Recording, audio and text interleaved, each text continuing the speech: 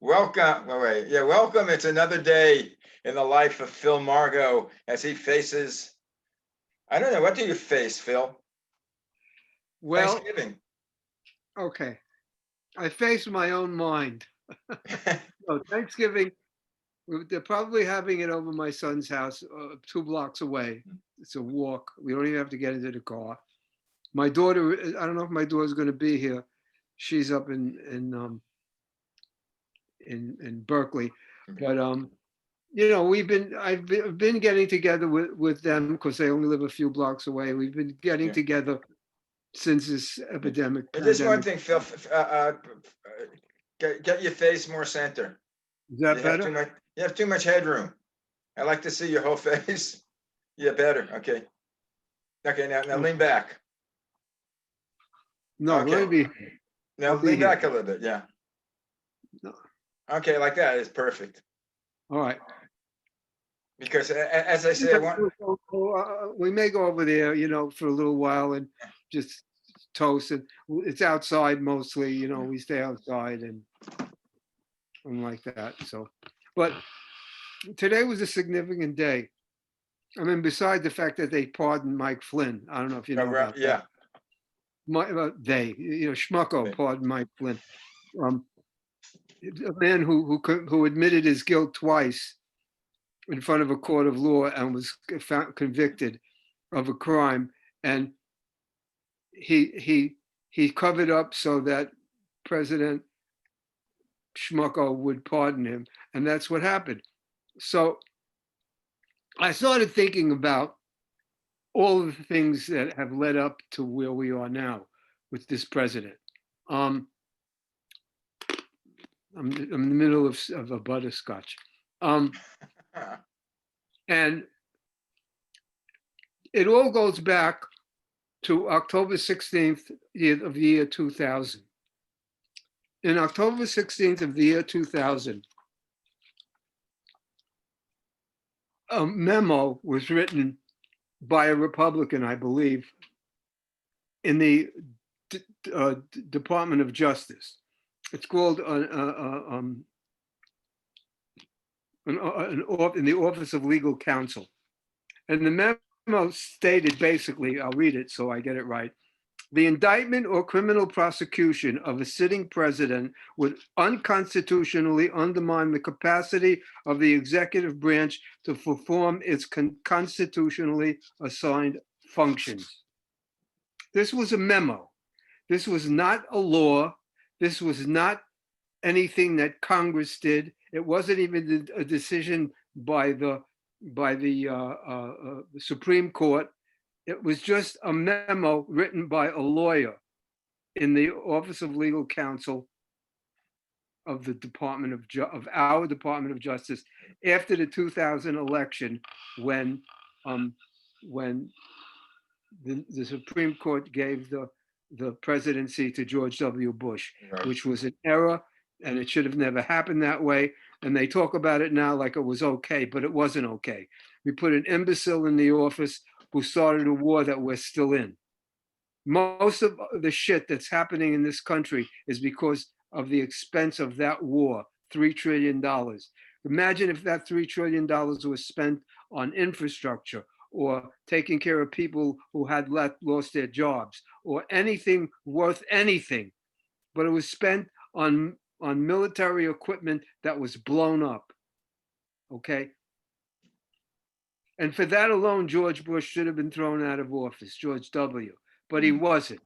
And now this memo from October 16th, the year 2000, which is a very great date for me. October the 16th was the day that the 2,000-year-old man was born. Remember, he was born October the 16th. I didn't realize the Mel Brooks, Carl Reiner. Yeah, right. So anyway, so you have this memo, right? And so because of this memo, this president stayed in office. If this memo wasn't written, then President Schmucko would have probably been arrested and indicted for crimes against the United States of America. Forget about impeachment. For all the crimes he committed, for his tax stuff, for his, everything that he was charged with in New York City, and New York State, and all the things he was charged with in the impeachment before even Ukraine. Okay, he would have been arrested and removed from office as the president because he was a crook. But because of this memo, he couldn't be indicted or charged or arrested. Well, I have a question. Let's say he was indicted. He still could even be the president, couldn't he? Even if it wasn't even if the rule wasn't there. He'd have to go to trial and be found guilty. Then, yeah, but wait, yeah, we would have to go to trial. But the fact is, yeah, and then he would go to jail. Well, that's only if he was convicted. Yes, but he would have been convicted. And we don't know. I mean, I'm just playing the devil's advocate. His crimes are a matter of record. Yeah, but all the things he did is a matter of record. Yeah, but the American system is that you're charged, you have a trial, and then you're convicted. Right. Well, yeah, but you don't say he would be on trial and he would be convicted. He might not have been convicted. Yeah, he might not have been convicted, but he would have been convicted because why? Because Michael Cohen, who was guilty of the same crime, was convicted. Yeah, but at that time, Michael Cohen wasn't giving evidence. Michael Cohen was stonewalling it. You're not listening. Michael Cohen, he was individual. The president was named as individual number one, who directed Michael Cohen to commit a crime. Yeah. Therefore, he was guilty of the same crime Michael Cohen went to jail for. So things equal to equal things are equal to each other. Was that the Mueller report where Michael Cohen? Michael Cohen was found guilty of the crimes committed doing the letter to the Playboy, to Stormy Daniels, doing that payoff, and it was directed a payoff to a woman so that it wouldn't ruin his chances of being elected. Michael Cohen was tried and convicted and was to serve 3 years for that crime. Okay? Got that? Yeah. The president committed the same crime. He would have been convicted the same way because it's the same exact crime. If you and I beat somebody up, we both get, you get it, we both get arrested. We both get charged and arrested for assault, right, and we go to jail. Well, he was even named as individual number one, but they couldn't indict him because of this rule that a sitting president can't be indicted. This is different than a pardon. This is being indicted. And this OLC right. says that the president cannot be indicted or charged with a crime because it would hurt his ability to act as president. Yet, Bill Clinton had to appear on camera and testify in the Paula Jones case because it was a civil case. Okay? Right? Right, but he took the time. He had to, but I believe that this OLC came after that. Okay, it was in the year 2000 after Clinton had already served. But the Supreme Court voted that he could be charged, he could be sued in a civil crime. Civilly. Right. Now that's not true at all. Now you can't do anything after 2000. And what I'm saying is, not only has this president committed the crimes that we know because Michael Cohen went to the same jail for the same thing. Right. So even if it was just that one crime or two crimes, or the woman that claimed that raped her, that he raped, 27 different women came forward. He would have been indicted on those things and put on trial. And he would have been found guilty because he was guilty. I don't have to suppose Michael Cohen was the same crime and he was guilty. Well, Michael Cohen wasn't on the charges of rape. He was the charges of paying off Stormy Daniels. Right. So this would only add to it. They couldn't charge him with anything. Mm-hmm. Do you understand? They couldn't charge him. They couldn't indict him. Okay. So if that happened, he would have been out of the presidency within the first year. Okay. He would have been history. Right. He would have been gone. Okay. So now that's part of it. But Bill, Pence that's part of history. The question is, my question no, is, it's not part of history because that OLC is still there. right, so what do we do about it? We have the new Department of Justice say that that OLC is deleted because So it's just a memo. is that all there is to it? The DOJ just has to, the DOJ just has to nullify that? Yep, that's what I believe Oh, it doesn't because have it's a to be? memo. It's not a law. And what that memo says is the president is above the law. And the Constitution says no one is above No the one is law. above the law. Ersatz, okay? That's the first thing. I mean, everybody can take it as you wish, look it up. That's what I believe. And I'm telling you what I believe. Right, And okay. the second thing is that the president and all his minions and the entire evangelical population is guilty of disobeying the 10 Commandments. Okay? The 10 Commandments are very specific in their way. And they say you shall not lie against thy neighbor, okay? But the word in the Bible that describes neighbor doesn't really mean neighbor. It means compatriot. It means countryman, okay? Because we're not talking about someone who lives next door. We're talking about, at that time in the world, there were tribes that were sort of little mini nations, and everybody knew everybody in those tribes. But the meaning is the same. Thou shalt not kill. Well, President Trump killed 200,000 people. It's called negligent homicide. But he killed them. There were 200,000 people dead because the president didn't do his job. Okay? And the entire evangelical, or most of the evangelicals, and a lot of religious people, that he's the king of religion, which he's furthest from. He's a chosen one. Yeah, well, they think it's okay. So they essentially are accessories. And not only that, but so are the congressmen and so are the senators who allowed him to stay in office after they didn't remove him in the impeachment. Remember? They allowed this man to stay in office, making the excuse that the election would matter. That's what should be important. And now that the election happened, it doesn't matter either. So they're a bunch of hypocrites, right? Now, it says here, let me read it. Okay, read it. It's not that long, is it?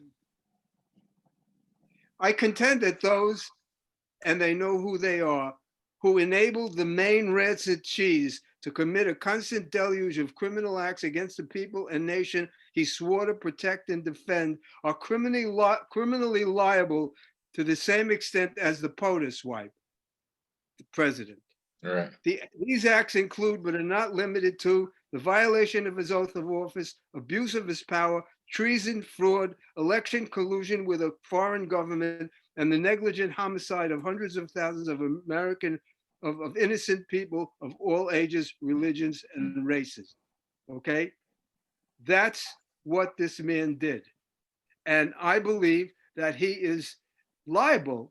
Without that memo, he's liable for all of those crimes. And some of them are not just impeachable crimes, they're crimes against people. So, and I think that that memo has to be fixed. Well, yeah, well, that's definite, but the memo has to be fixed, and again, and that the president and all of his minions are accessories. And an accessory, it says also an accomplice, and they were all accomplices. They kept him in office. They voted for him. They said, oh, he's wonderful, he's great. They stood by and allowed him to do what he did, especially the Congress people, okay? Especially all those people in the cabinet, those. An accomplice is criminally liable to the same extent as the principal. Right. In other words, they are also liable for negligent homicide. Well, two issues. Number one, we got to get away. We have to get rid of that, and it has to be I don't know how you adjudicate it, whether it's a DOJ just says, strike that memo, Yeah, a you're right. Your president's Congress, liable. for starters, look, we learned in this election how important your vote and input is. It's valuable. It's what at least temporarily saved this nation from becoming a dictatorship. We were that close. We were in the fire. Somebody pulled us out of the fire, and it was us. Yeah, 80 million people voted to get rid of this man. And I understand 71 million people voted for him, but you know right. what? 40 million people voted for Nixon, even after the whole Watergate thing started, and after he looked like he was a crook, and he stood up there and said, "I am not a crook." He was a crook, and they Well, voted anyway. well, Phil, welcome to democracy. Welcome to democracy. People Well, vote, even if they vote the wrong way and for the wrong reasons. Yes, I think that, but the fact that the president continues to make up shit and to say that the voting was fraudulent with no proof is only proof of what a miserable son of a bitch he is. Yeah, we know that, but there, He's broiling the waters. He's trying to screw up the next. He's purposely leaving the shit in the toilet. no, well, you know what, He didn't that's, flush. you know why he's, well, my prognostication why he's doing that is that when Biden takes over next year, they're going to claim it's an illegal presidency, even though they haven't proved anything. They're going to come up with some other, garbage, which they're doing, and they're scouring. They're scouring. You know what? I don't think the American people will stand for it. Well, I don't know, but what they're going to do. Especially after Biden actually goes to work to try to save. Well, that's another story. But with that, with the he's you going lead to by do. example. He's going to come. He's going to come up with that fraudulent election, and he's going to go to impeach the president. Watch it. Let's talk about next. Let's talk about next year about that. No, that can't happen. Why? Because the House is Democratic, and they have. Yeah, but the House has a very slim margin right now. It doesn't matter if it's one. Oh, right. If all the Dems vote, but there's a big crack in the Democratic Party right now. So yeah, but they're not going to vote to impeach him. Biden. Come No, on. No, well, you don't know how many. First of all, you have to have an impeachable offense. The impeachable offense is he ran a corrupt. There was a corrupt election. He's going to court to try to tell people that the election was fraudulent, right? Right. He went 36 times to court. He's 0 for 36. Even conservative judges, even ones that he appointed, I agree with you. Appointed, said, no, you can't do this without proof. But he's still claiming. What the Congress had to go through to prove their case against him, the people who stood up, who stood up and said, yeah, he did that. Yeah, but still he claimed he's still claiming he won the election. He can claim it all he wants. Yeah. Well, he hasn't given up, and there are people that I've spoken to that agree with him. Yes, that's right. And those are the people who should go to fucking jail with him. Yeah. Those are the people that have to take smart pills. But you know what? When he's out of office, and we'll see, it's only my contention that his base is going to not be as firm as everyone thinks. Well, what I think he's going to do also is he's going to, with him and other people, other rich conservatives, they're going to start a new a news network. Yeah, it doesn't matter. A new conservative network. You know what? Somebody who said he will fail at that just like he failed at everything else. Well, the problem that I find is he's going to go in competition with Fox. Yeah. Good, let him. Yeah, but Fox and the big one now is OAS, One American Network, OAN. You remember those movies, those dinosaur movies where the two dinosaurs were fighting with each other? Let them fight with each other. No, I wouldn't mind it. let OAN and Sperm Big Fo- Network, Fox, Well, they and have New York Fox, and play there's with each another other. one, Newsweek or something that just came on that's Yeah, conservative. New News, regular, some fucking thing. Yeah, I mean, it's like Goebbels networks. Hmm. It's like Goebbels. You remember Joseph Goebbels? Yeah, but I don't remember him, but I know who he is. Well, you studied him, didn't you? Yeah, World War II.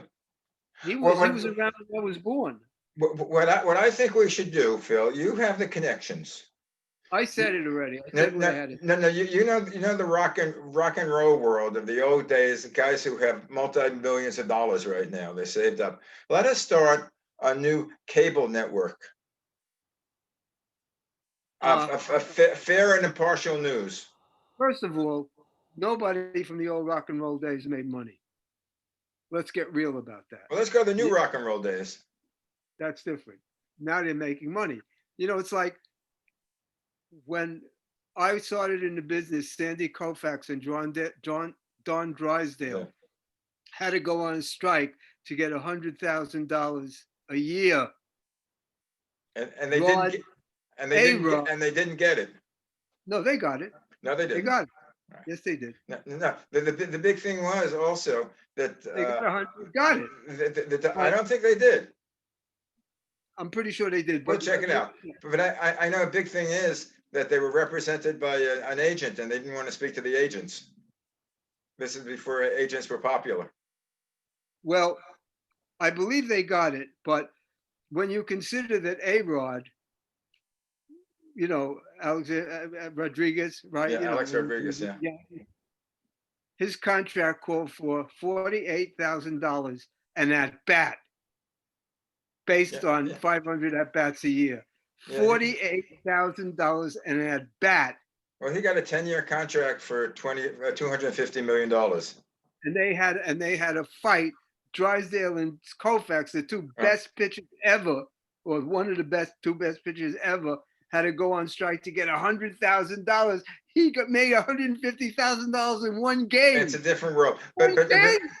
but well, I don't know. I mentioned to you, I started a new show called Up Close, Up Close and Personal. And my first guest, we'll see this week, is a gal named June Squibb, who she's now 91 years old, and her name became very popular with the movie Nebraska, because she didn't win, but she was nominated for an Academy Award for the Best Supporting Actress. And that's my Oh, up how close and nice. personal. And she started like 1955, 1956. She's a Broadway lady. So That's I had my cool. first conversation. She worked with Ethel Merman and Gypsy. Wow. But what I want to do is maybe sometime during the new year, do up close and personal with Phil Margo, and Okay. talk to you about. You're doing it now. I mean, you're learning more about me than you want to know. I mean, Yeah, but talk I specifically, think not politics, but the world of rock and roll back in the 60s when it started. The okay. people that you know and the songs that you did, and talking about the what is it, the Brill Building in New York, and Neil Sedaka, Neil Diamond, those groups. Actually, both of them are from Lincoln High School, Yeah. and lived in Brighton and Coney Island. Yeah, Neil lived on Brighton Beach Avenue, and Neil Sedaka, and Neil Diamond lived in Manhattan Beach. Yeah. So yeah. Well, anyway, I want to do a show talking about the people that you came across during your lifetime, the legends.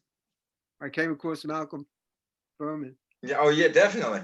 Well, one of my thank you. But I just want to say the election in Georgia is very important. Everybody, send money to those guys, to Ossoff and to the Reverend, and let's do what we can to try to get Congress, to get the Senate on our side, so that Biden can actually make changes and protect health care and protect Social Security and protect Medicare, and make sure everybody gets a stimulus, and people don't get thrown out of their homes and don't have to wait on food lines.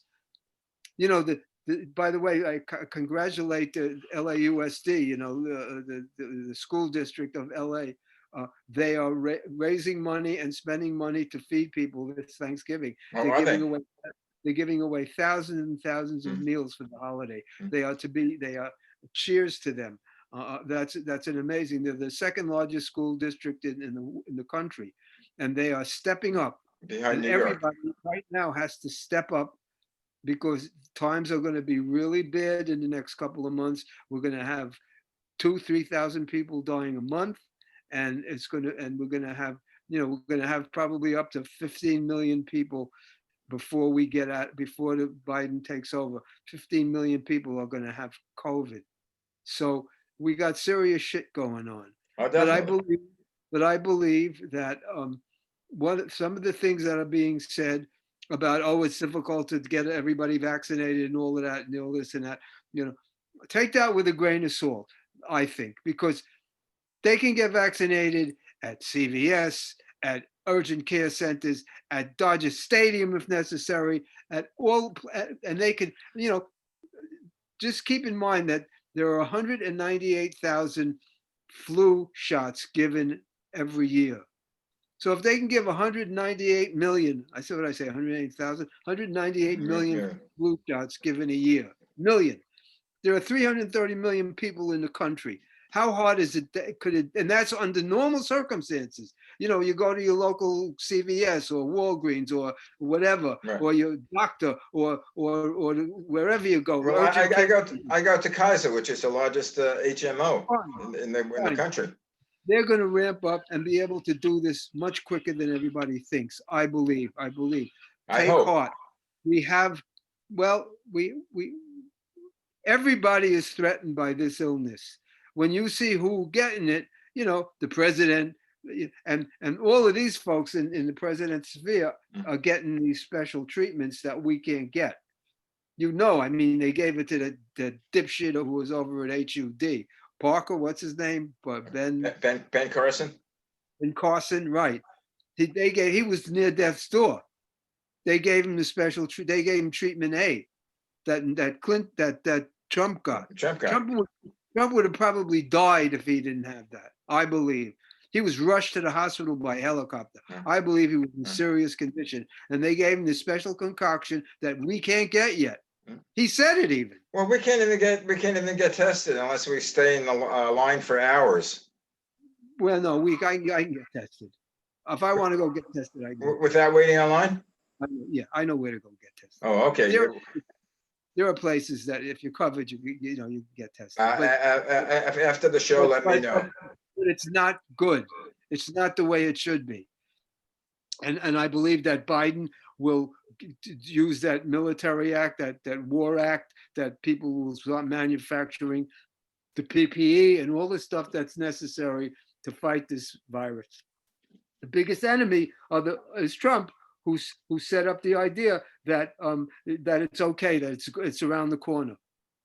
Right. And so people believe that.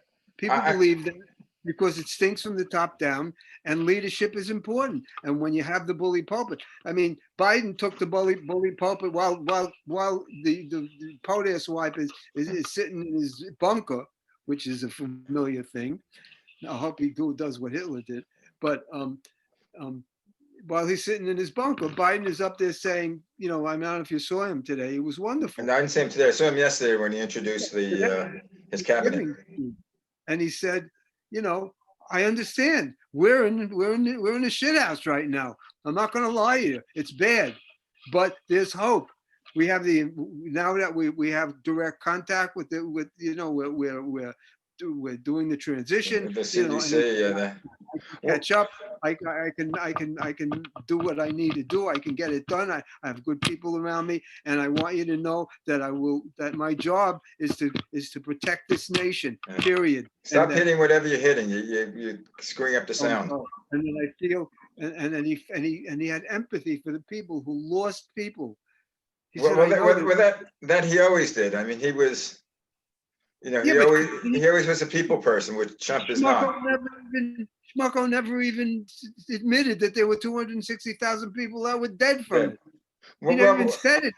What a lack of empathy. Well, what was a good feeling with Biden you know, when it's speaking yesterday, it's again, this country is going to be out in the world, maybe representing us as we used to be, you know, a force for Yeah, good, you know, for he's democracy, already doing it. to You help don't think people. phone calls going back and forth with all the leaders of the world? Yeah, You don't think it's gotta be, don't worry, I'm gonna reassure you, we're gonna have people in the State Department and in defense and all right, these places know what they're doing, instead of these fucking morons who have no clue of their jobs, right. except to do what the president says, who has no clue of his job either. Well, it reminded me yesterday that the U.S. had been like a turtle who, you know, when the turtle gets frightened, they stick their head in, you know, the shell. No, an ostrich. No, an ostrich sticks its head in the sand, but a turtle, what a Right. turtle does is stick his arms Oh, and this. legs in the shell. He pulls Yes, within himself. same difference. But yeah, and that's what we have done for the last 4 years. It's, No, oh, we didn't do it. The we're gonna make president America did. better. We didn't do it. The president did it. Now, what we We did as didn't far want as it. he represented our country, even though you didn't Yeah, but agree with him. we proved we didn't want it in 2018, and we proved we Uh, didn't want it again But in anyway, this year. Phil, believe it or not, our half hour is up. Okay. It's time to say goodbye. All right. Happy Thanksgiving, Right, everybody. that's what I wanted to wish. Yeah, Be you careful. happy. Wait. I'm waiting. Mask up. Don't forget to mask up. Okay. Mask up. Stay socially distant and take care of each other. Okay, that's from me to the rest of the audience also, and I will see you next week. Have a happy Thanksgiving and have a great turkey. Be safe. Send my love to everything. Bye-bye. Live long and prosper.